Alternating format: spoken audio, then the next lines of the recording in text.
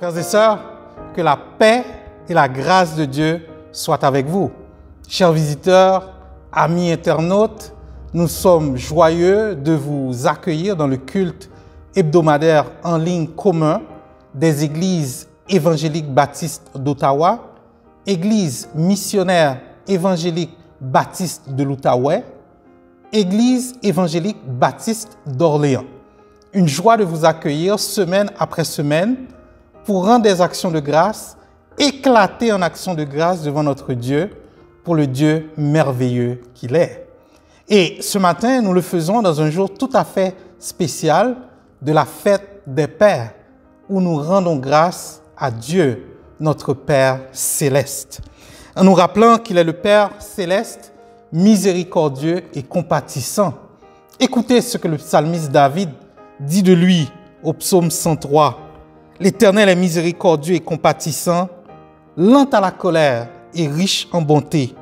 Il ne conteste pas sans cesse, il ne garde pas sa colère à toujours, il ne nous traite pas selon nos péchés, il ne nous punit pas selon nos iniquités. Mais autant les cieux sont élevés au-dessus de la terre, autant sa bonté est grande pour ceux qui le craignent. » Et le psalmiste poursuit encore dans sa description du Père céleste au verset 13 et 14. « Comme un père a compassion de ses enfants, l'Éternel a compassion de ceux qui le craignent.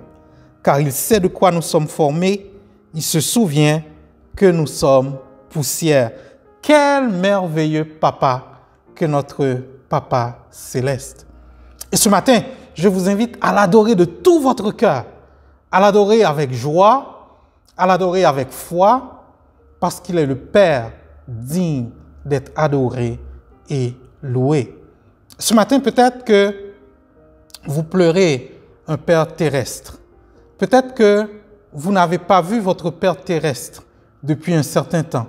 Mais quelle que soit votre circonstance, le Père céleste vous accueille en Jésus-Christ ce matin et je vous invite à l'adorer de tout votre cœur.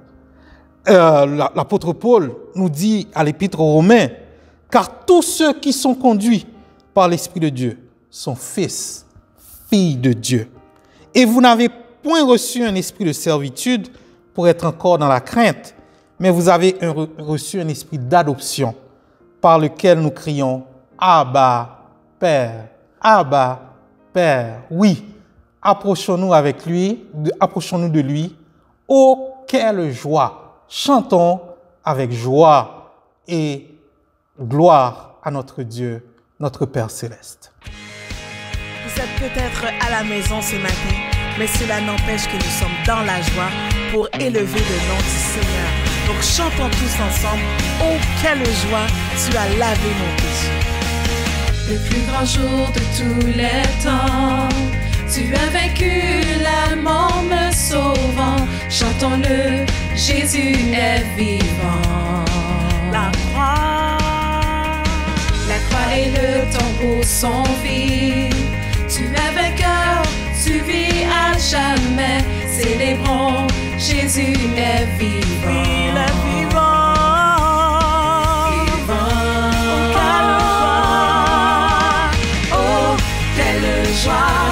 Quelle joie, tu as lavé mon péché. Oh, quelle joie,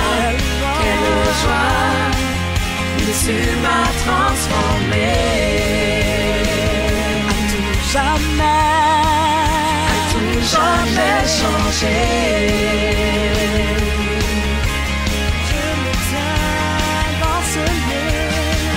Je me tiens dans ce lieu. Enfin libre face à toi, Seigneur. Je suis à toi, oui, je t'appartiens. Joie sans fin, paix parfaite. Ta douleur fait place à la paix. Célébrons, Jésus est vivant. il est vivant.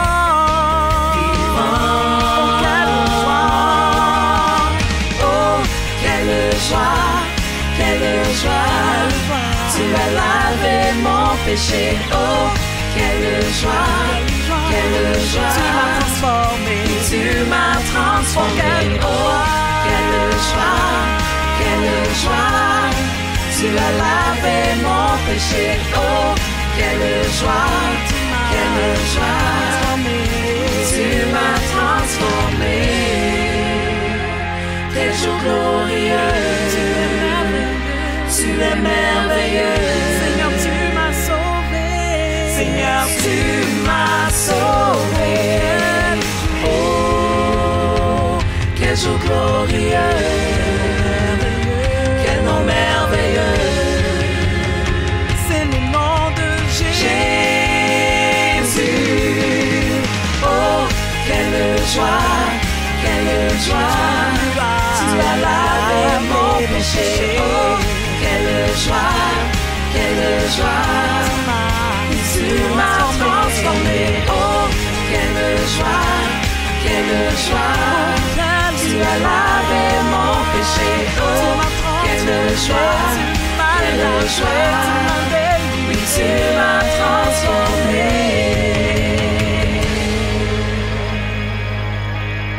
Oui, oh, quelle joie. Et nous poursuivons notre adoration, frères et sœurs, par la lecture du psaume 86, les versets 1 à 10. Éternel, prête l'oreille, exauce-moi, car je suis malheureux et indigent. Garde mon âme, car je suis pieux. Mon Dieu, sauve ton serviteur qui se confie en toi. Aie pitié de moi, Seigneur, car je crie à toi tout le jour. Réjouis l'âme de ton serviteur, car à toi, Seigneur, j'élève mon âme, car tu es bon, Seigneur, tu pardonnes. Tu es plein d'amour pour tous ceux qui t'invoquent. Éternel, prête l'oreille à ma prière. Sois attentif à la voix de mes supplications. Je t'invoque au jour de ma détresse, car tu m'exauces.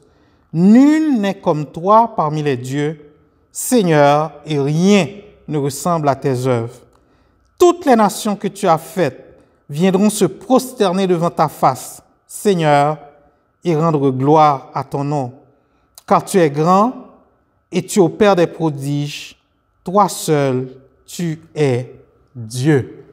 Oui, nous pouvons venir à lui. Invoquons notre Père céleste. Père, nous venons à toi ce matin dans la foi, dans la joie et la reconnaissance qu'en Jésus-Christ, nous avons la voix à notre Père céleste. Père, nous te rendons grâce pour le privilège de la vie, la joie que tu nous donnes de nous retrouver comme un seul peuple devant toi, notre Père céleste. Papa, nous invoquons ta sainte présence, parce que lorsque nous invoquons ta présence parmi nous, des choses extraordinaires se passent. Lorsque tu es là, des choses que nous n'avions jamais espérées arrivent. Papa, nous voulons d'abord nous présenter nous-mêmes à toi ce matin, nous offrir nous-mêmes comme une offrande à toi, le Père céleste. Père, nous venons à nu devant toi afin que tu nous revêts de ton vêtement de justice. Nous venons pauvres devant toi afin que tu nous enrichisses de tes bontés qui se renouvellent chaque matin. Nous venons assoiffés devant toi afin que tu nous abreuves de ta parole. Reçois-nous, non pas pour ce que nous sommes, mais reçois-nous à cause du sang de Jésus qui a été coulé pour nous. Viens siéger dans nos cœurs, purifier nos lèvres, purifier nos esprits. Nous voulons être imbibés de ta présence, être remplis de ton esprit, avoir ce tête-à-tête, ce bilatéral avec toi. Toi qui sondes les cœurs et les reins, toi devant qui rien n'est caché. Sois béni, ô Dieu. Nous t'accueillons. Viens purifier nos cœurs. Amen. Père, nous avons chanté, nous avons prié et nous savons que notre Dieu est capable de faire. Ce que l'homme n'est pas capable de faire, Dieu est capable de faire. Chantons avec foi, Dieu est capable de faire.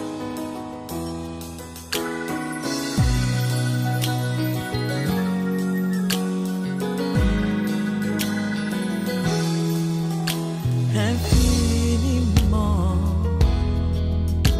abondamment, bien au-delà de tout ce que tu demandes, oui, au travers de la puissance qui agit, qui agit. Capable de faire tout ce qu'il dit, il fera. Il accomplira toutes ses promesses envers toi. Garde ta foi en Dieu, il ne t'abandonnera pas. Il agit, il agit.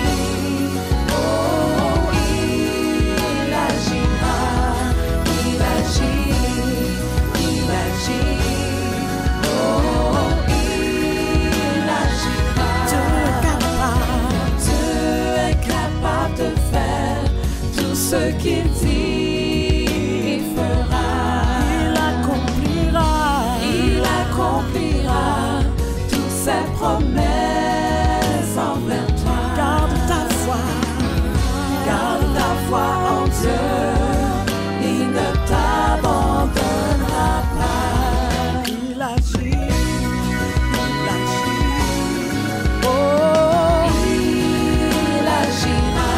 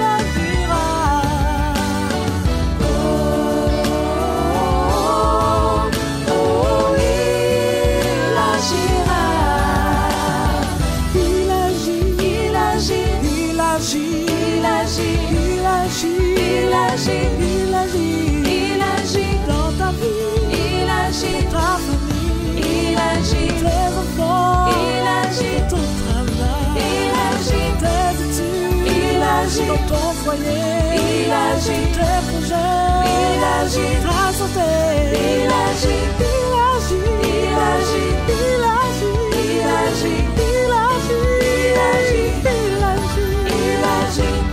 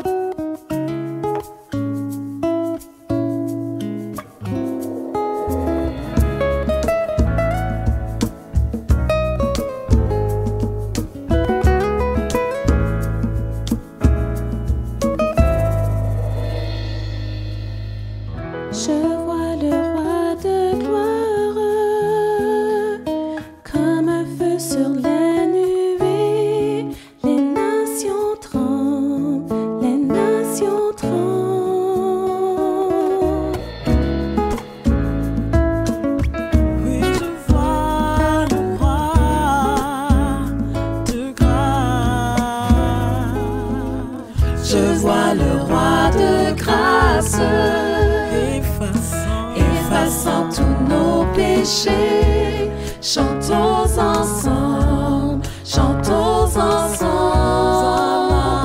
Hosanna, Hosanna, Hosanna dans les lieux très hauts. Hosanna, Hosanna, Hosanna dans les lieux très hauts. Hosanna, chante Hosanna, Hosanna dans les lieux très hauts. Hosanna, Hosanna, Hosanna dans les lieux très hauts.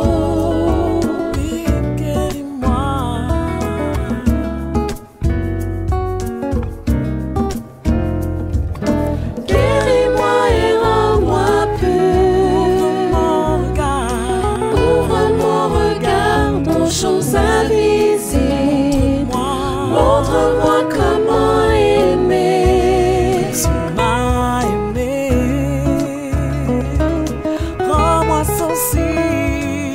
Rends-moi sensible à ta paix. Donner ma vie pour la cause de ton nom. Marcher les yeux plongés dans l'éternité.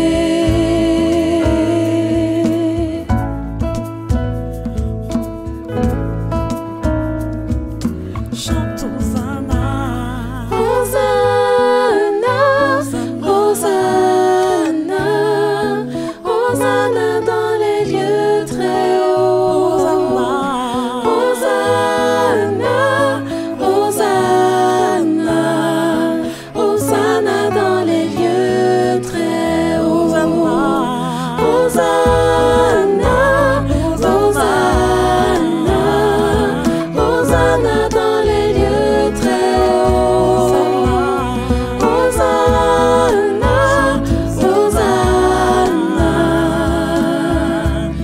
Hosanna dans les lieux très hauts. Chante Hosanna à notre roi, au roi des rois. Oui, Hosanna.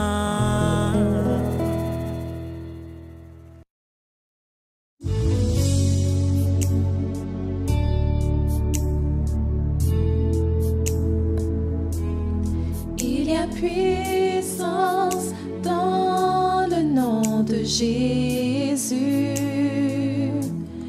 Il y a puissance dans le nom de Jésus.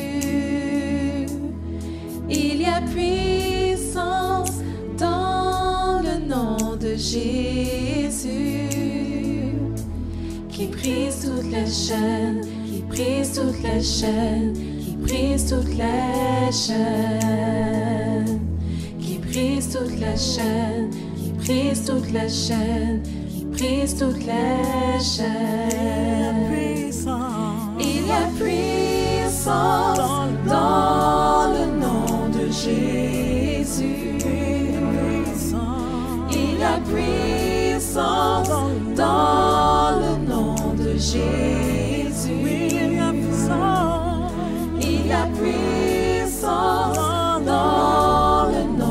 de Jésus, qui brise toute la chaîne, brise toute la chaîne, brise toute la chaîne, qui brise toute la chaîne, brise toute la chaîne, brise toute la chaîne.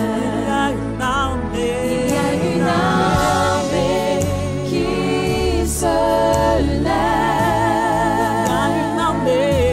Il y a une armée. Oui, l'armée du roi qui se lève. Rien ni personne ne peut nous terrasser. Nous nous levons et déclarons que nous sommes plus que vainqueurs, car la puissance brise toutes les chaînes. Elle brise toutes les chaînes. Brise toutes les chaînes. Brise toutes les chaînes. Brise toutes les chaînes.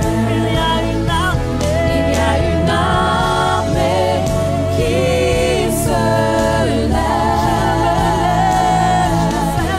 Il y a une armée qui se lève. Il y a une armée. Toi, lève-toi. Trop longtemps tu as dit que ce message n'était pas pour toi. Ne te laisse pas influencer par les mensonges de ce monde. Joins-toi à cette armée qui est dirigée par notre Père Céleste. Ce Père Céleste qui, par sa puissance, fait tomber toutes les chaînes. Aucune chaîne ne peut résister au roi des rois, le Seigneur des seigneurs. Oui, il brise toutes les chaînes. Aucune chaîne ne peut résister au roi des rois. J'entends les chaînes tomber. J'entends les chaînes tomber.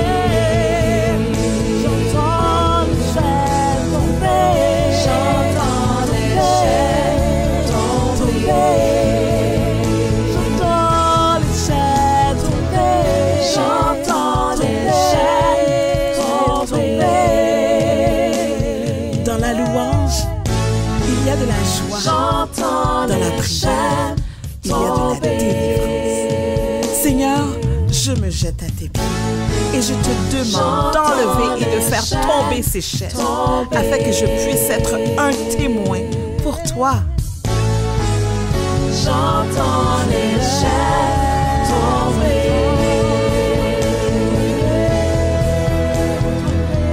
J'entends les chaînes tomber. J'entends les chaînes tomber. Il y a puissance dans le nom de Jésus, qui brise toutes les chaînes, brise toutes les chaînes, brise toutes les chaînes.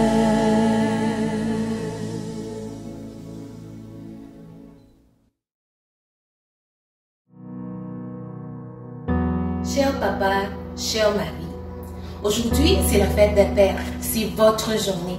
Vos enfants, vos femmes faisant partie de nos 3 églises ont uni leurs efforts afin de vous offrir ce très beau cadeau. Savourez-le. Qu'est-ce qu'un père? Dieu nous a bénis avec un père extraordinaire, mais qu'est-ce qu'un père? Une réponse pour moi, c'est quelqu'un qui montre son amour que je lui rends en retour. C'est quelqu'un qui vient le soir me faire un bisou en se disant que je suis un véritable. C'est quelqu'un qui, quoi qu'il arrive, sera toujours là pour me protéger comme si j'étais encore un bébé. Mais c'est aussi quelqu'un qui peut se montrer sévère quand il voit des travers. C'est quelqu'un qui est juste et qui nous aime tous autant. C'est quelqu'un qui pense à nous constamment. Ces papas-là, ils sont rares, mais je peux vous l'assurer, ce papa, on les connaît. C'est notre papi ennemi. Comme Dieu, notre Père Céleste, est un exemple concret d'un vrai Père, j'aimerais que chacun d'entre vous preniez l'exemple de notre Père Céleste, le Dieu. Donc, de vous accrocher à lui. Ne perdez pas espoir. Donc, vous avez vraiment beaucoup à gagner en gardant les yeux fixés sur Dieu. Donc, je prends ce temps spécial aujourd'hui pour dire un grand merci à mon mari, donc, que Dieu a permis de me donner 4 enfants Merci à tous nos pères spirituels qui nous ont vraiment gardés dans la prière. On vous aime très fort. Donc, avant de partir, je tiens à vous dire que ça va bien aller en Jésus, on vous aime. À tous nos papas, que l'Éternel vous bénisse et qu'il vous garde. Que l'Éternel fasse luire sa face sur vous et qu'il vous accorde sa grâce. Que l'Éternel tourne sa face vers vous et qu'il vous donne la paix. Dieu te bénit et te garde. Il rayonne sur toi et t'accorde sa grâce. Ton Dieu se tourne vers toi, te donne la paix.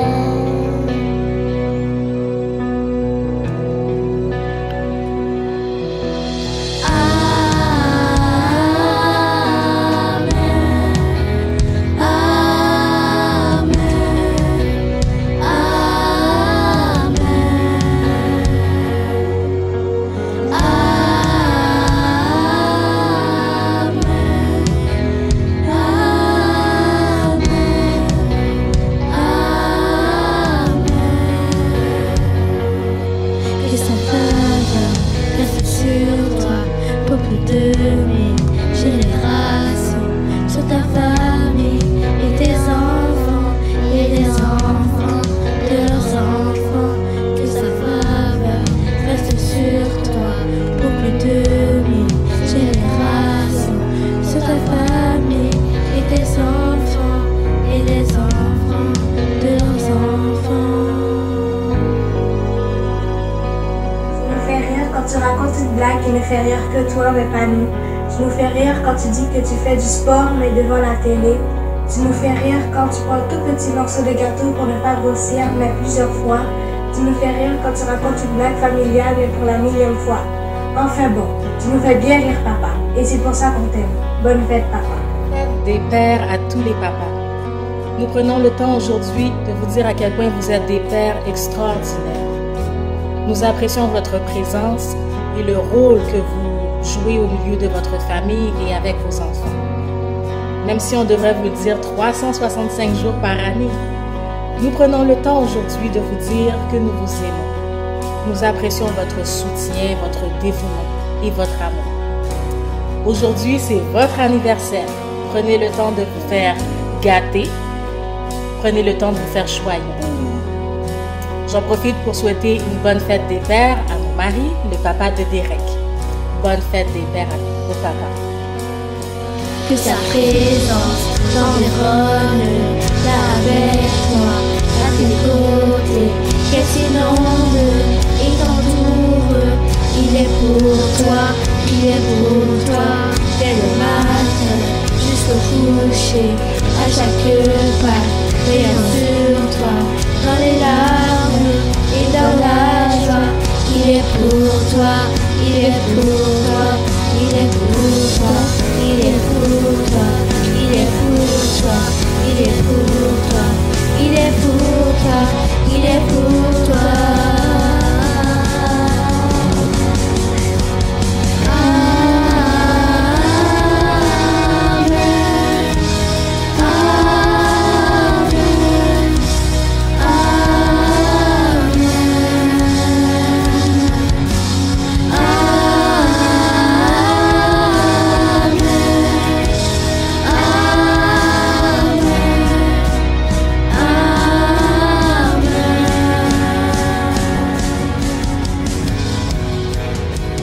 Chers maris, aux yeux de nos filles, vous êtes des rois, leur premier amour. Pour nos garçons, vous êtes des modèles, leurs héros. Et pour nous autres femmes, vous êtes des amis, des complices, des conseillers, et j'en passe. Vous nous encouragez à donner le meilleur de nous quand vous appréciez nos efforts, quand vous nous aidez avec les tâches ménagères. Vous nous supportez quand nous sommes en souci et dépassés par les événements. Votre tâche est grande et nous en sommes très reconnaissantes. Au nom de toutes les femmes de nos 3 églises, je vous souhaite bonne fête des pères. Et sur une note toute particulière, je dis bonne fête à mon très cher mari. Je t'aime et tu as du prix à mes yeux. Aujourd'hui, c'est c'est la fête des pères. Pas un seul père ne doit être oublié. Certains recevront un petit cadeau et d'autres tout simplement un gros câlin. Mais j'en connais un qui mérite vraiment d'être fêté.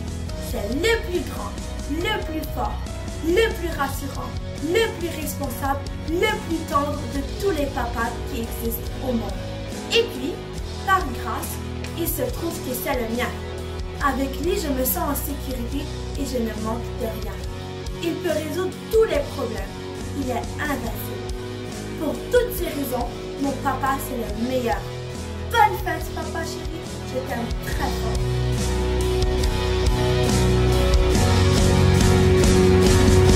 Que sa faveur reste sur toi pour plus de 1000 générations.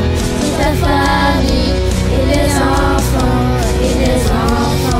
de leurs enfants. Que sa faveur reste sur toi pour plus de 1000 générations. C'est ta famille et les enfants de leurs enfants. Dès le matin jusqu'au coucher, à chaque pas, veillant sur toi, dans les larmes et dans la joie. Il est pour toi, il est pour toi, il est pour toi, il est pour toi, il est pour toi, il est pour toi, il est pour toi, il est pour toi.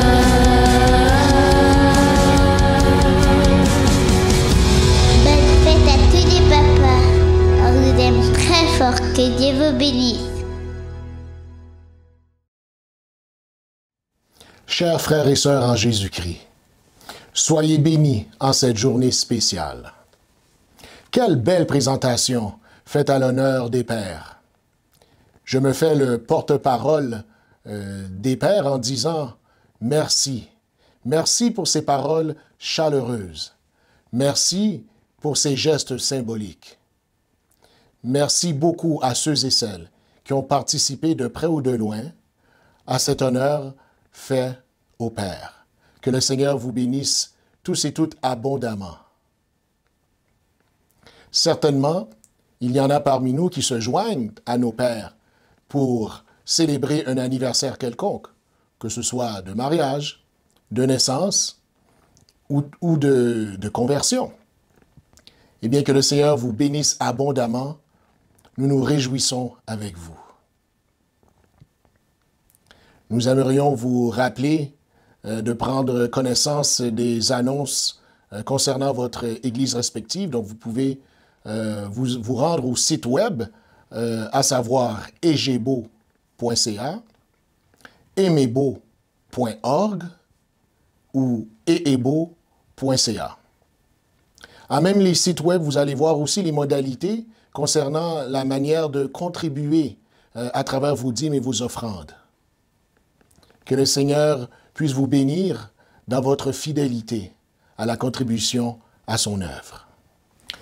Nous allons alimenter notre moment de prière ce matin au travers du psaume 91, les 4 premiers versets. Celui qui demeure sous l'abri du Très-Haut repose à l'ombre du Tout-Puissant.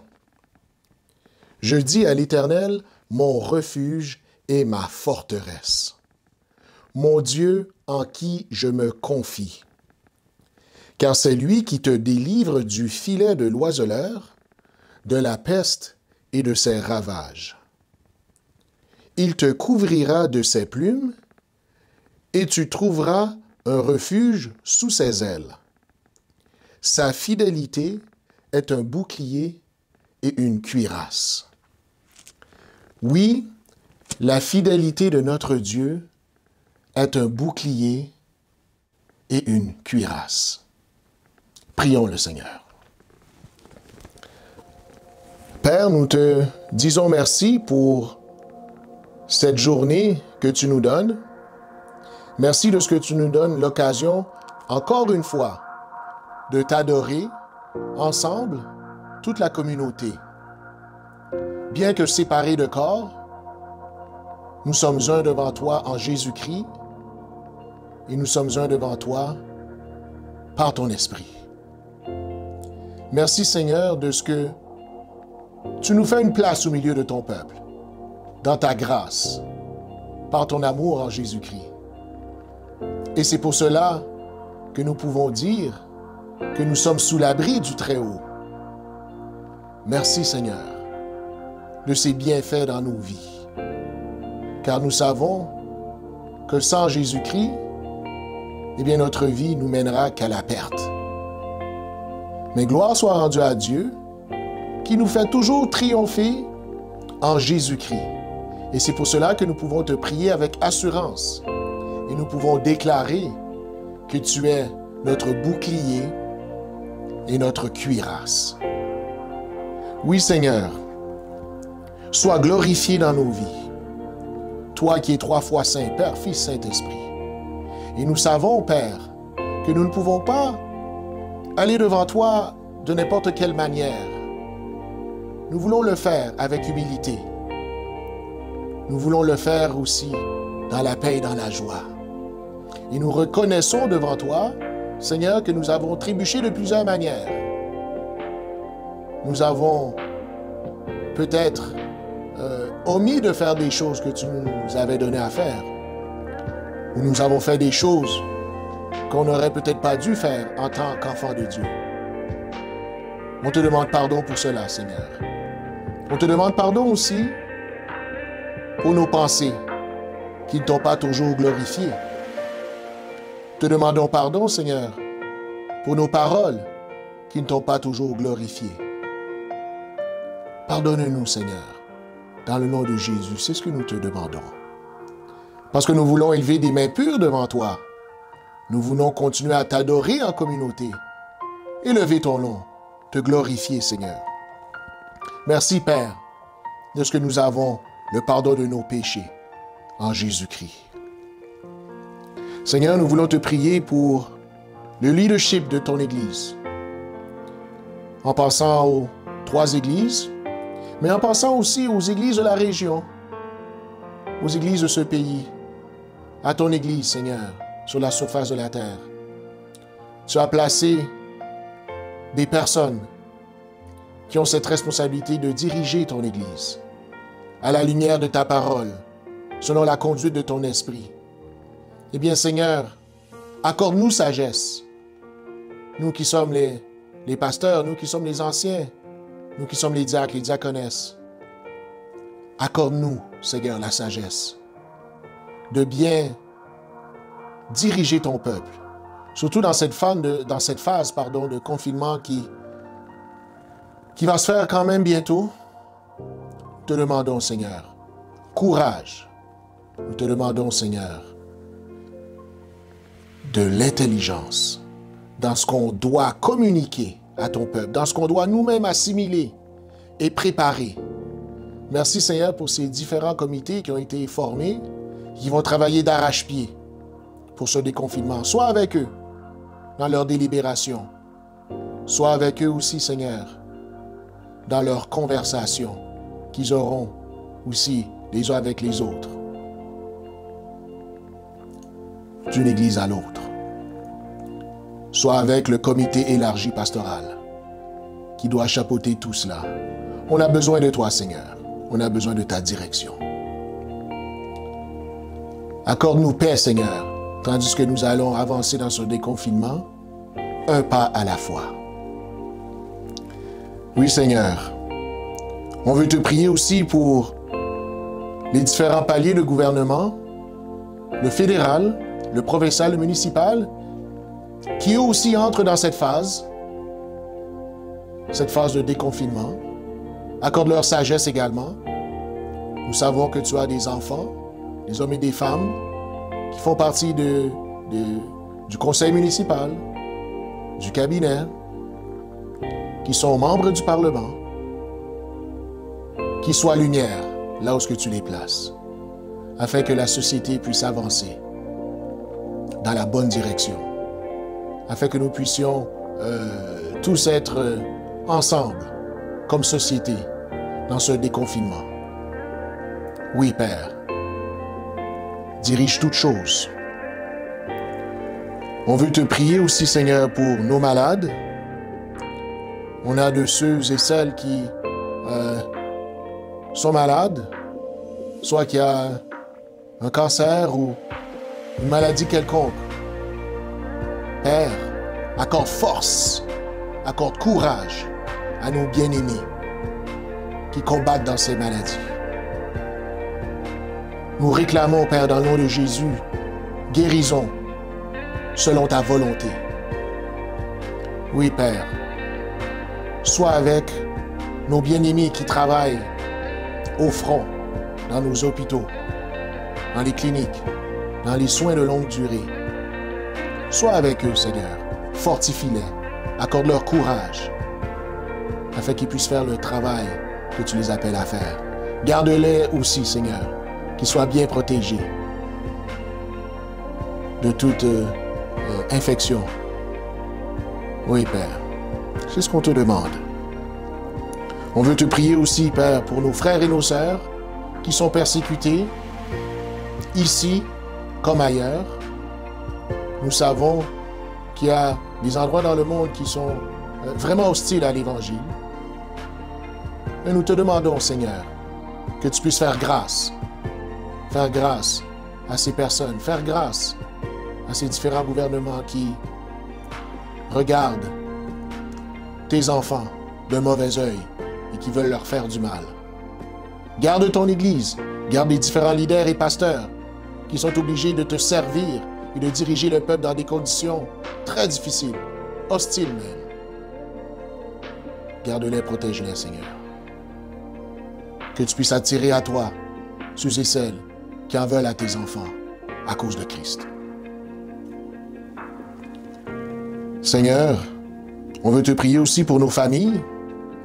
Nous réalisons que les vacances estivales vont commencer bientôt et les enfants seront en quelque sorte en relâche. On pourrait dire une relâche totale par rapport au prochain mois.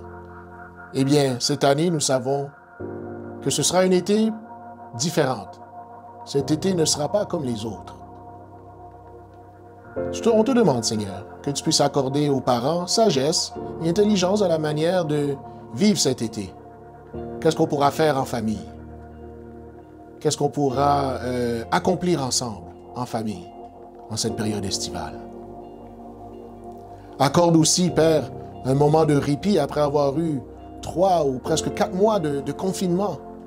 Et comment toutes les habitudes ont été changées et on espère et on voit cet été comme un moment de répit. Que tu puisses nous accorder cela, Seigneur, dans ta grâce et ton amour. Seigneur, on veut aussi te prier pour notre propre marche avec toi, notre propre persévérance. On sait que les dernières semaines n'ont pas été faciles avec tout ce qui se passe dans le monde et avec toute cette pandémie, oui, de la COVID-19, mais cette pandémie des préjugés et du racisme aussi.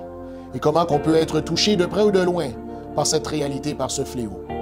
Eh bien, Père, que tu puisses visiter nos cœurs, que tu puisses nous parler, que nous puissions être conscients de cette réalité, que nous puissions être porteurs de paix, porteurs de joie, mais que tu puisses nous montrer aussi, Seigneur, une racine qui serait peut-être dans notre cœur, que nous soyons capables de dire un mot, d'être lumière à la lumière du prophète Isaïe,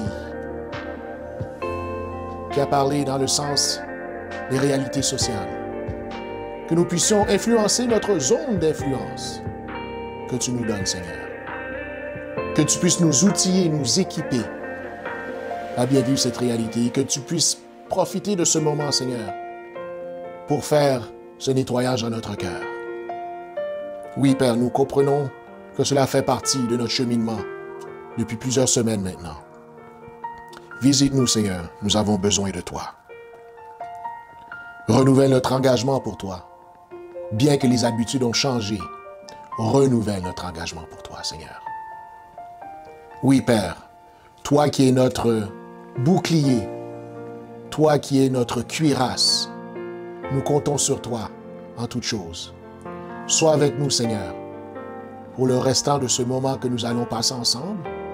Dispose nos cœurs, Seigneur, à recevoir ta parole, tandis que nous avons reçu au travers des chants, au travers des lectures de ta parole. Maintenant, nous allons recevoir le message du jour. Père, sois avec le prédicateur, le pasteur Arsène Pierre. Que tu puisses parler à travers lui et que nos cœurs soient attentifs à ce que ton esprit voudra nous faire comprendre. Nous remettons tout entre tes mains, Père, et nous te prions, dans les seuls mérites de Jésus, celui qui vit et qui règne au siècle des siècles. Amen. Donc, disposons nos cœurs à entendre le message de la parole de Dieu avec le pasteur Arsène Pierre d'Emebo. Que le Seigneur vous bénisse. Sœurs et frères en Jésus-Christ, que la paix et la grâce de Dieu soient avec vous. Une autre occasion de joie de vous retrouver pour l'enseignement de la parole de Dieu. Je me sens toujours honoré de ce grand privilège. Je tiens à remercier au nom de tous les pères, le groupe des femmes et le groupe de jeunes pour cette belle initiative organisée vendredi dernier pour souligner la fête des pères. C'était vraiment apprécié et je prie que le Seigneur vous bénisse en retour. La table est donc mise. En ce jour déclaré jour de la fête des pères, l'occasion est bonne, l'occasion est belle de reconsidérer, de réfléchir sur ce verset d'Exode chapitre 20, verset 12, qui dit ceci, et je lis pour vous.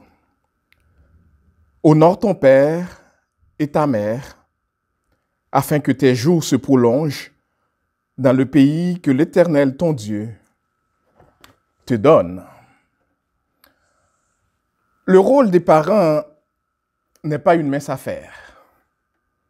Il n'est pas plus facile pour les parents chrétiens. La responsabilité, chers amis, nous incombe, parents chrétiens, d'instruire ces jeunes enfants dont Dieu nous confie la garde selon la voie qu'ils doivent suivre, pour que, devenus grands, devenus vieux, ils ne s'en détournent pas. Notre investissement dans la vie de nos jeunes enfants aura un impact à long terme sur toute leur vie et peut-être même jusque dans l'éternité. Si nous comprenons l'importance de leur vie et l'importance de cette tâche qui nous est confiée, nous nous rendons vite compte qu'il nous faut la grâce de Dieu, qu'il nous faut l'aide de Dieu pour remplir cette tâche comme il faut. En Deutéronome, nous comprenons que ces lieux d'instruction sont divers. Parce qu'au chapitre 6, verset 7, le texte nous dit « Tu les inculqueras à tes enfants, ces instructions, ces lois. Tu en parleras quand tu seras dans ta maison, quand tu iras en voyage, quand tu te coucheras, quand tu te lèveras, en toute occasion favorable. Tu donneras l'instruction à tes enfants. » Et l'expérience nous montre, chers amis, que nous avons très peu de temps pour donner cette instruction. Nos enfants grandissent tellement rapidement. En plus d'être en compétition avec d'autres sources d'influence sur leur vie. Le serviteur de Dieu, la servante de Dieu qui a des enfants, se fait donc un plaisir de leur inculquer les commandements de Dieu. Et il emploie tous les moyens possibles pour se les rappeler à lui-même. Il obéit et enseigne l'obéissance par amour.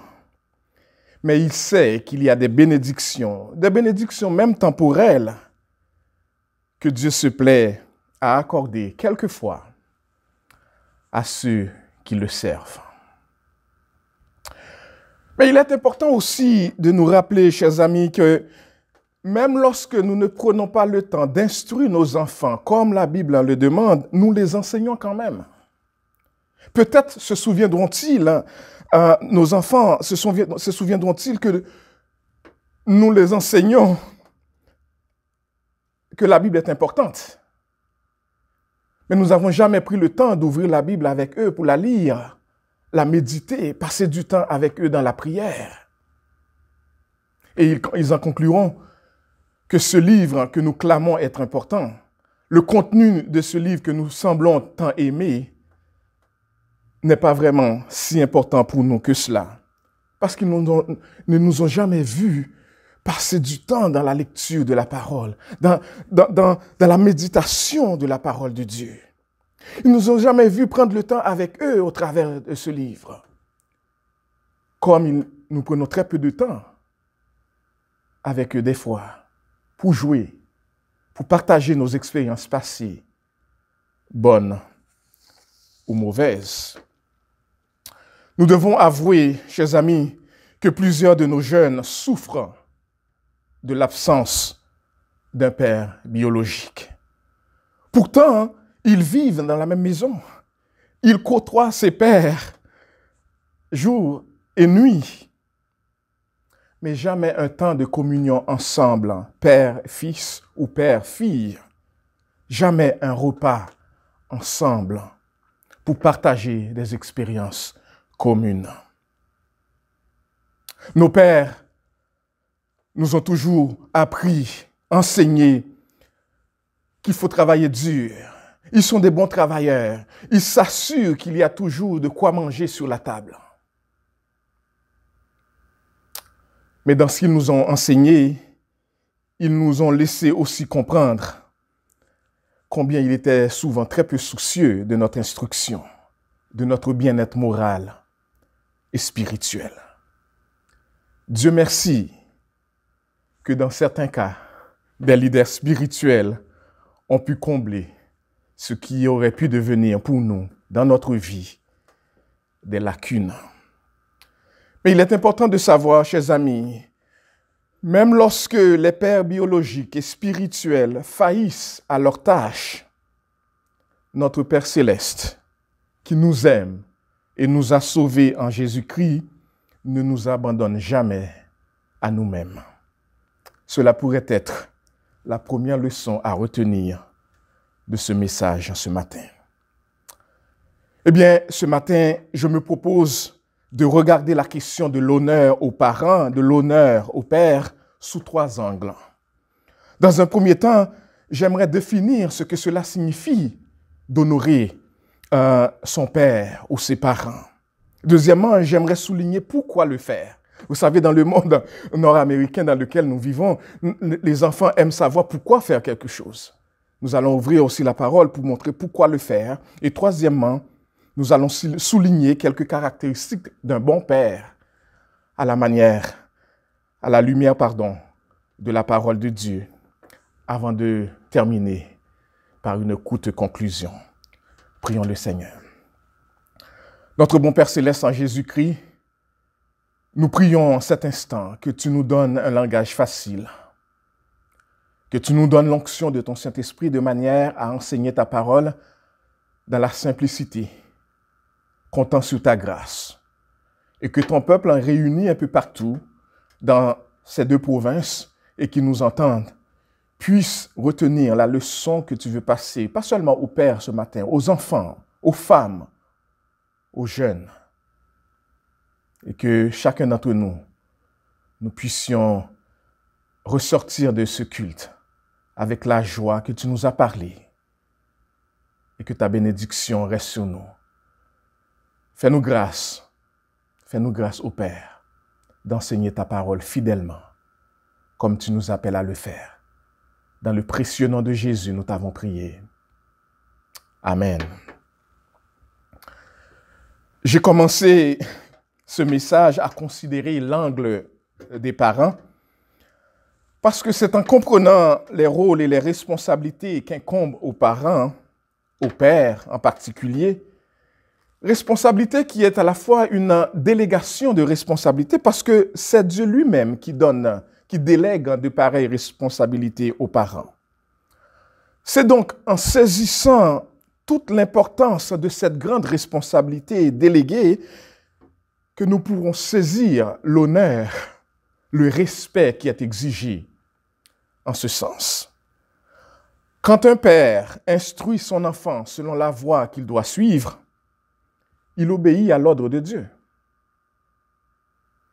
Et quand l'enfant, de même, honore son père qui a su obéir à l'ordre de Dieu, l'enfant obéit à Dieu. Plus encore, l'enfant comprend son devoir de transmettre plus tard tout l'héritage de la vérité biblique à la génération qui viendra après lui, et ainsi de suite, de manière à ce qu'il y a toujours une génération montante, un reste, une génération qui connaît Dieu et qui se plaît à lui obéir. Que signifie donc honorer son père, honorer ses parents? Derrière l'honneur exigé aux parents se trouve l'institution même de la famille, l'institution de la famille qui représente l'unité de base de la société. Les parents ont la responsabilité d'élever leurs enfants pour qu'ils connaissent le Seigneur et le suivent. Les enfants ont la responsabilité d'honorer leurs parents en recevant volontiers d'eux sagesse et instruction. La relation parent-enfant représente en fait une chaîne de commandements. Dieu en est la charge, pas nous. Dieu en est la charge.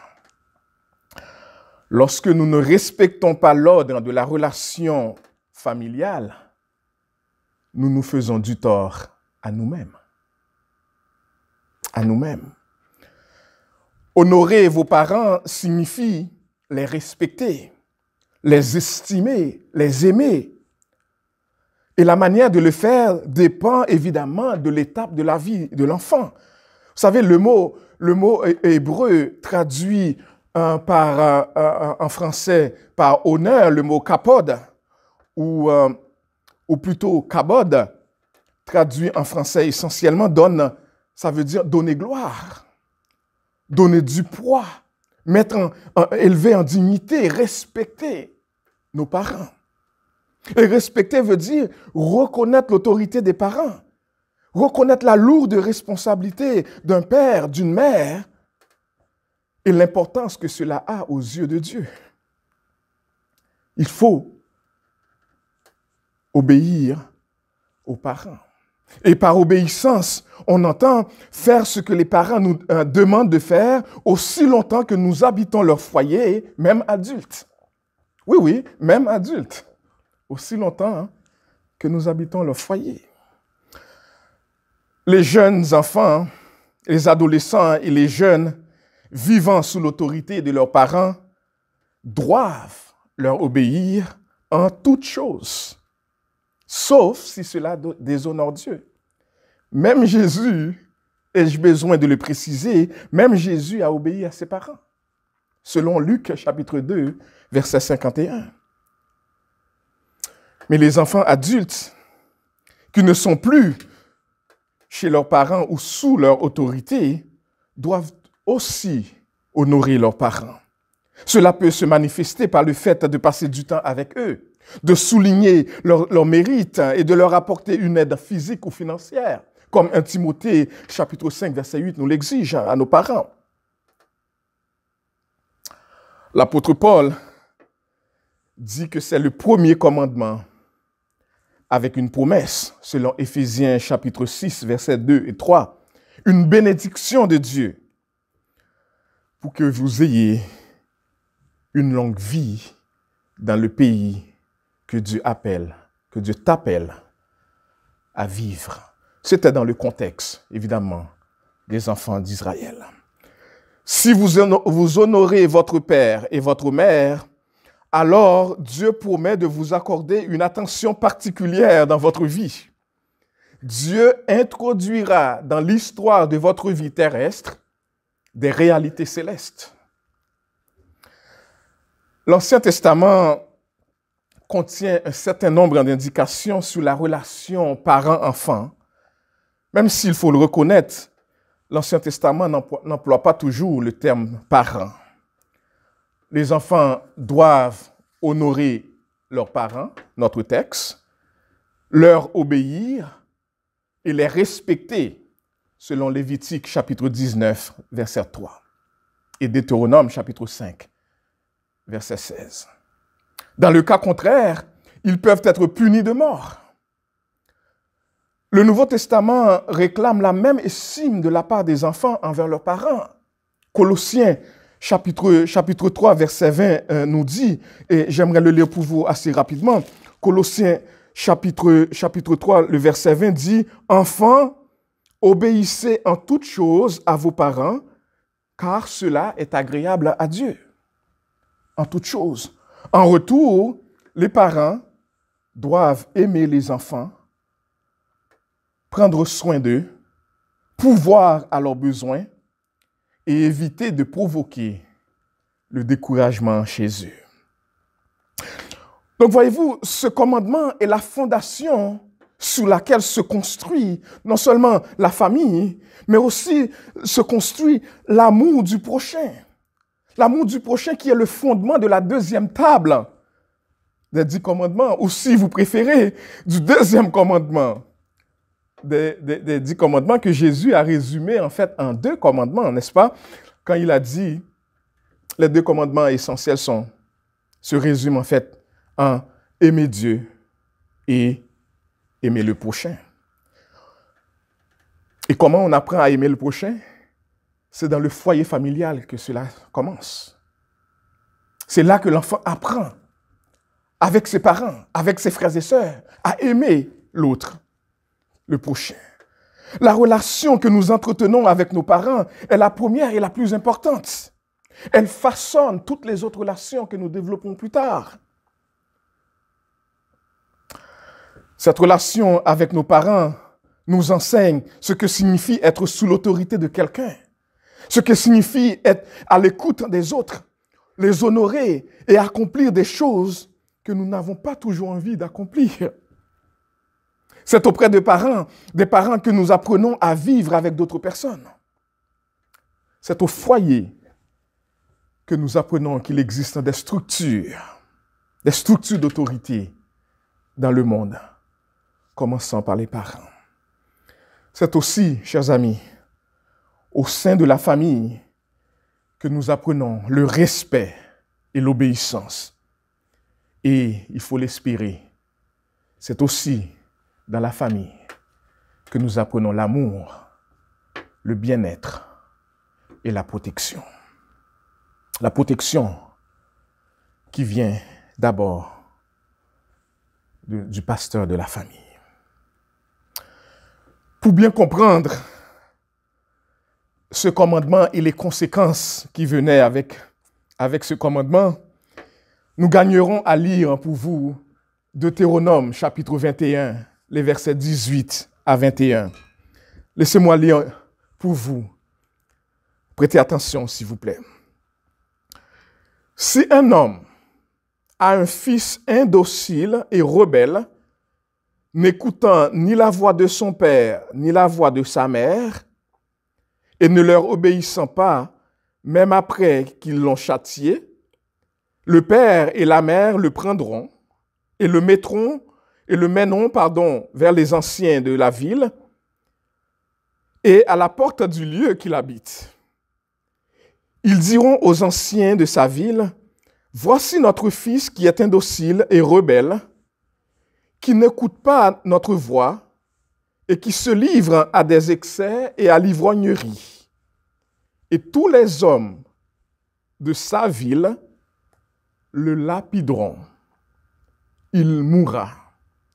Tu ôteras ainsi le mal du milieu de toi, afin que tout Israël entende et craigne. » C'était la conséquence de la désobéissance aux parents.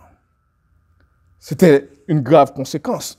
Ne pas honorer nos parents tel que la Bible l'exige, c'est une infraction grave. Cela pouvait mettre fin abruptement à notre vie. Alors, l'enfant qui voulait vivre longtemps devait commencer par appliquer l'enseignement de la loi, l'enseignement de la parole, en respectant ses parents. Et comme nous l'avons déjà dit, les choses n'ont pas changé avec le Nouveau Testament. Aujourd'hui encore, l'enfant irrespectueux envers ses parents, l'enfant désobéissant envers ses parents est en train de mettre la table, si je peux dire, est en train de se préparer une vie adulte misérable.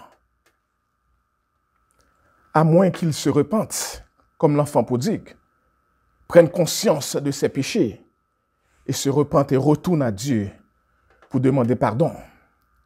Parce que dans la vie aujourd'hui, comme c'était le cas d'alors, personne ne veut être l'ami d'un enfant qui ne respecte pas ses parents.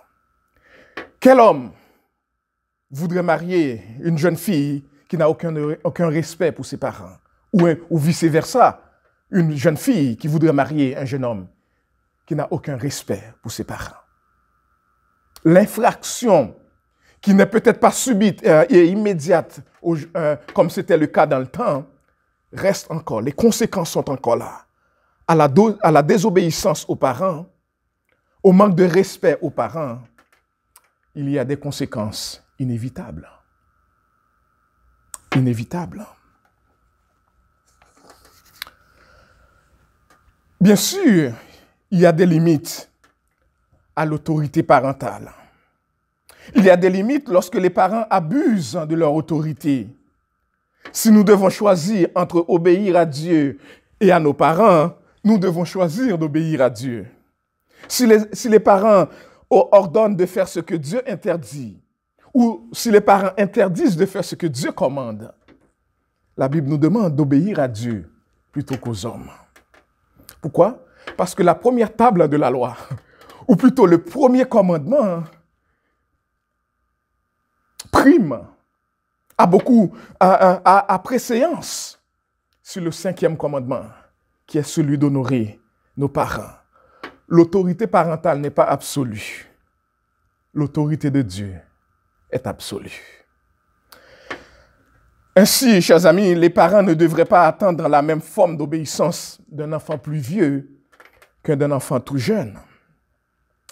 Mais il y a aussi en Amérique du Nord ce que vous et moi nous connaissons très bien, ce qu'on appelle le rite de passage des adolescents, où on dit que c'est une période extrêmement difficile pour les adolescents et c'est un peu normal qu'ils désobéissent et qu'ils veulent faire à leur tête. Bien que reconnu pour être une période difficile pour eux, pour ces jeunes, ce n'est pas une excuse à la désobéissance. Toute rébellion est un péché. Toute rébellion est un péché, peu importe l'âge.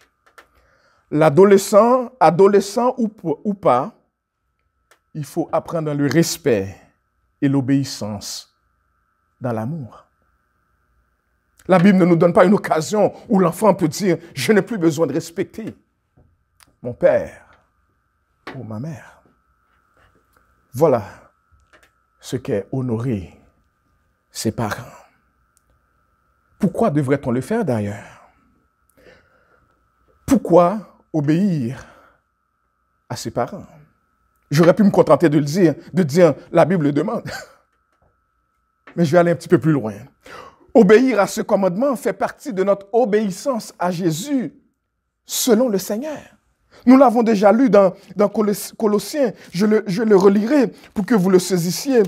Colossiens dit « Obéissez, enfin obéissez en toutes choses à vos parents. » Pourquoi? Car cela est agréable dans le Seigneur. C'est agréable dans le Seigneur.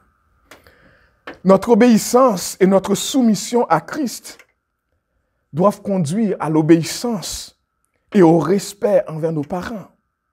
Ne pas écouter nos parents déplaît au Seigneur Jésus qui lui-même obéissait à ses propres parents. C'est le premier commandement avec une promesse. C'est surtout une récompense. Vivre longtemps signifie surtout vivre une vie d'abondance, une vie pleine de bénédictions. Cela ne dépasse pas, cela ne veut pas dire nécessairement, il ne faut pas seulement noter le côté chronologique de la chose, comme si on obéissait, on va vivre 100 ans, et quelqu'un qui désobéit va vivre 70 ans, 75 ans. Il faut plutôt comprendre ce texte dans le sens une vie d'abondance, une vie remplie de bénédictions, au point que même si cette vie était faite de seulement 30 ans, même si cette vie était faite de seulement 40 ans, cette vie-là va laisser des traces. Parce qu'elle aura été une vie obéissante à Dieu, une vie obéissante aux parents. Vous savez, un des théologiens très connus encore aujourd'hui, qui s'appelle Bonhoeffer, il est mort à 29 ans. Et aujourd'hui encore, il est une référence de modèle de foi et de courage en Jésus-Christ. La qualité de la vie que Dieu donne lorsqu'on sait obéir, non seulement à lui, mais aux autorités parentales qu'il a placées sur notre chemin. Pardon. Le 5e commandement déborde dans le cadre de la parentalité, parent-enfant biologique. C'est un modèle pour toute relation d'autorité dans notre vie, que ce soit des relations employé-employeur, que ce soit des relations femmes et mari, que ce soit des relations membres des églises, membres de l'église versus un leader de l'église, en Hébreux chapitre 13, verset 7, jeunes et anciens, 1 Pierre chapitre 5, verset 5, tout le monde versus les autorités, Romains chapitre 13, en titre chapitre 3, tout le monde doit craindre Dieu et honorer le roi, 1 Pierre chapitre 2, verset 17. Et même si nous les critiquons, même si nous critiquons les autorités, nous devons le faire en respectant la fonction et la position qui leur ont été attribuées, tantôt comme moyen de grâce, tantôt comme moyen de jugement. Dieu a placé les autorités. Et le 3e élément du message que j'aimerais maintenant souligner avec vous porte sur les caractéristiques d'un bon père selon la parole de Dieu. Et pour ce faire, j'aimerais lire ce court texte dans 1 Thessaloniciens chapitre 2. Je lirai pour vous les versets 9 à 12. 1 Thessaloniciens chapitre 2, les versets 9 à 12. Vous vous rappelez, frères, notre travail et notre peine, nuit et jour à l'œuvre, pour n'être à charge d'aucun de vous. Nous vous avons prêché l'évangile de Dieu. Vous êtes témoins, et Dieu l'est aussi, que nous avons eu envers vous qui croyez une conduite sainte, juste et irréprochable. Vous savez aussi que nous avons été pour chacun de vous ce qu'un père est pour ses enfants, vous exhortant, vous consolant, vous conjurant de marcher d'une manière digne de Dieu, qui vous appelle à son royaume et à sa gloire. Parole du Seigneur. Parce que dans le monde grec d'alors, au temps où Paul a écrit cette lettre, l'une des principales obligations d'un père, c'était l'instruction morale de ses enfants. De la même manière, Paul voyait son rôle d'éducateur spirituel, d'enseignant spirituel. Il voyait en cela comme une obligation paternelle qui s'exerce avec tendresse comme un père le ferait.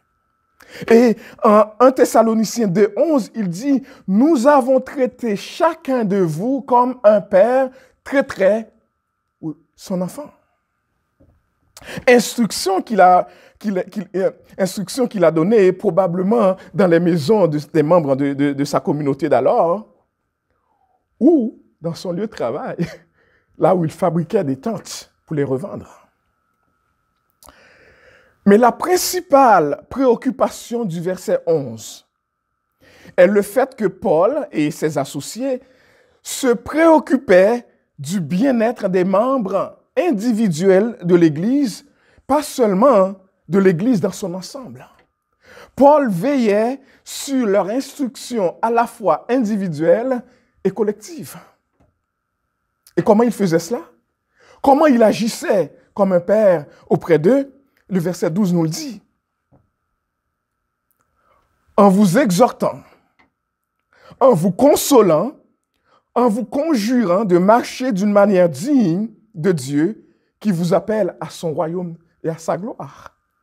Autrement dit, le père chrétien, biologique ou spirituel, exhorte ses enfants à mener une vie pieuse qui glorifie le Seigneur. C'est la tâche la plus importante. Exhorter. Exhorter quelqu'un, c'est l'appeler à ses côtés. C'est s'adresser à lui. C'est parler à cette personne. Même la supplier. Ou la reprendre, s'il le faut, sévèrement. Pourquoi? Dans le but de convaincre. Dans le but de corriger. Dans le but de demander des comptes. Ou même de punir. Mais le Père n'exhorte pas seulement. Il console. Il réconforte, comme Jésus réconforte. Des fois par un toucher. Des fois par des paroles bienveillantes. Des fois en pleurant aussi avec son enfant. Il exhorte. Il console. Il encourage, troisièmement. Il encourage parce qu'un père sait aussi apprécier les bons coups.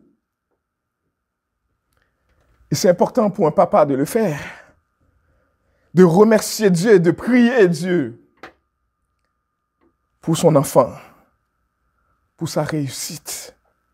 Mais aussi en exprimant à ses enfants notre conviction que Dieu les prépare à des grandes choses et que Dieu les aime et que nous les aimons. Et que les efforts que nous déployons, pas seulement pour les voir réussir socialement, mais aussi spirituellement. Spirituellement. En nous inspirant de Philippiens chapitre 1, verset 3 à 11, voici quelques mots d'encouragement à utiliser avec nos enfants. Je remercie Dieu pour toi. Je suis fier de toi. Tu l'as eu. Formidable. C'est super. Je savais que tu y arriverais avec la grâce de Dieu. Bravo. Merci pour ton aide précieuse. Bon travail. Viens ici que je t'embrasse. Bel effort. Ne lâche pas. Tu vas arriver. Des mots que nous devons le reconnaître. Nous n'utilisons pas assez souvent. Écoutez ce petit poème écrit par William Arthur Ward sous l'importance de l'encouragement. Je lis pour vous. Le poème dit: si tu me flattes, je ne te croirai peut-être pas. Si tu me critiques, si tu m'ignores, je ne te pardonnerai peut-être pas. Mais si tu m'encourages, je ne t'oublierai jamais. Je ne t'oublierai jamais. Parce qu'un encouragement vaut son pesant d'or.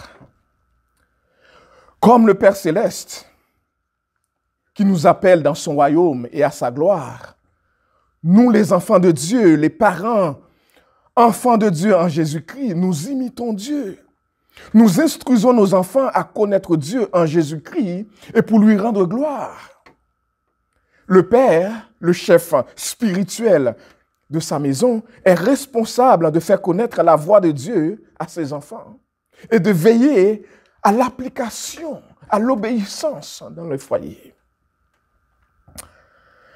Rappelons-nous, chers amis, nos enfants n'ont pas nécessairement besoin d'être les meilleurs amis de leurs parents. Ils auront des amis. Ils auront leurs meilleurs amis. Ce dont ils ont besoin, ce sont des parents qui prennent les bonnes décisions, les décisions divines pour eux, chaque jour. Qui sont sur leurs genoux à prier jour et nuit pour eux, pour qu'ils fassent des bons choix, pour qu'ils se soumettent à l'autorité de Dieu, pour qu'ils obéissent, pour qu'ils soient des modèles dans cette société qui tourne à l'envers, pour qu'ils soient parmi ce reste qui veulent servir le Seigneur. Notre responsabilité, ce n'est pas de devenir leurs meilleurs amis. Notre responsabilité, c'est de les éduquer, les instruire à suivre la voie du Seigneur. Et pour le faire, des fois, nous allons devoir exhorter. Pour le faire, des fois, nous allons devoir consoler. Pour le faire, des fois, nous allons devoir encourager. Mais il faut le faire. Il faut le faire.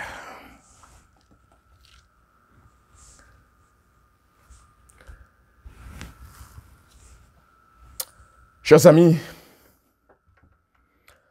ce commandement concerne les devoirs que nous avons vis-à-vis de nos parents. Ce commandement concerne tout le monde, hommes et femmes, jeunes et enfants. On honore nos parents par notre conduite, notre estime et notre obéissance à leur égard. Laissez-moi m'adresser aux enfants plus jeunes. Chers enfants, voici quelques exemples. Comment honorer, obéir à vos parents. Quand vos parents vous appellent, eh bien, répondez-leur. Quand ils vous envoient accomplir une tâche, faites ce qu'ils vous demandent. Abstenez-vous de ce qu'ils vous interdisent. Et faites tout cela en tant qu'enfant, dans la joie et dans l'amour. Soumettez-vous également à leurs conseils et à leurs recommandations, qui seront bons pour vous. Enfants adultes, efforcez-vous de réconforter en tout point vos parents. Donnez-leur une vieillesse paisible. Soutenez-les quand ils sont dans les besoins. C'est ce que le Seigneur recommande. N'est-ce pas ce que Dieu a fait pour nous en Jésus-Christ? Romains chapitre 8, verset 32 nous dit, celui, le Père, Dieu le Père, celui qui n'a pas épargné son propre Fils, qu'il a donné pour nous, qu'il a livré pour nous tous, comment ne nous donnera-t-il pas aussi librement toutes choses avec lui? Comment ne nous donnera pas toutes choses avec lui? Enfin, chers papas et parents, peut-être que je m'inclus dans cette liste, Dieu sait très bien que vous n'êtes pas des parents parfaits. Mais il nous appelle à marcher dans sa perfection par l'obéissance à la manière de Jésus, notre Seigneur, notre Sauveur. Ce n'est pas par la force, ni par la puissance, mais par l'Esprit du Seigneur, nous dit Zacharie, chapitre 4, verset 6.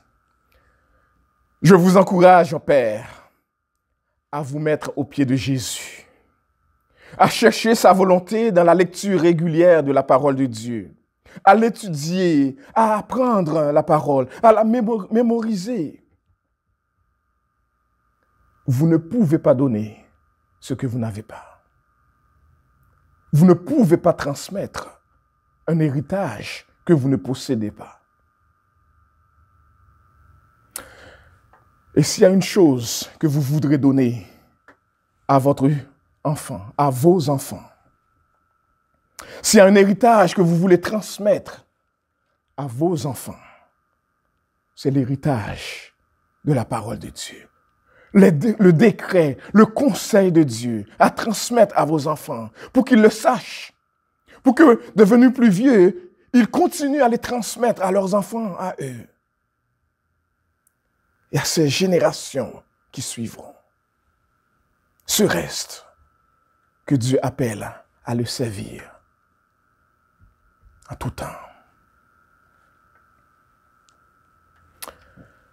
Soyez le Père modèle.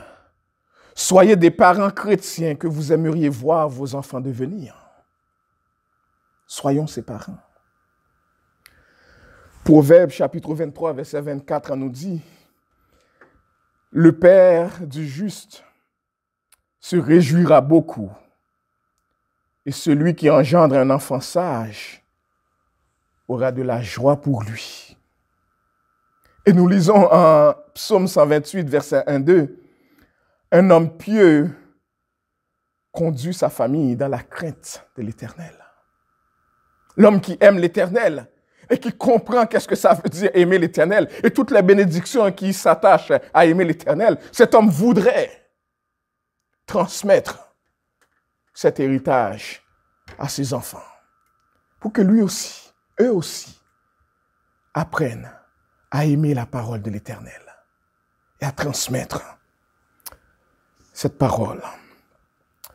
Et que Dieu nous bénisse et vous bénisse, Père, vous qui faites tous ces efforts pour voir vos enfants grandir dans la crainte de l'Éternel.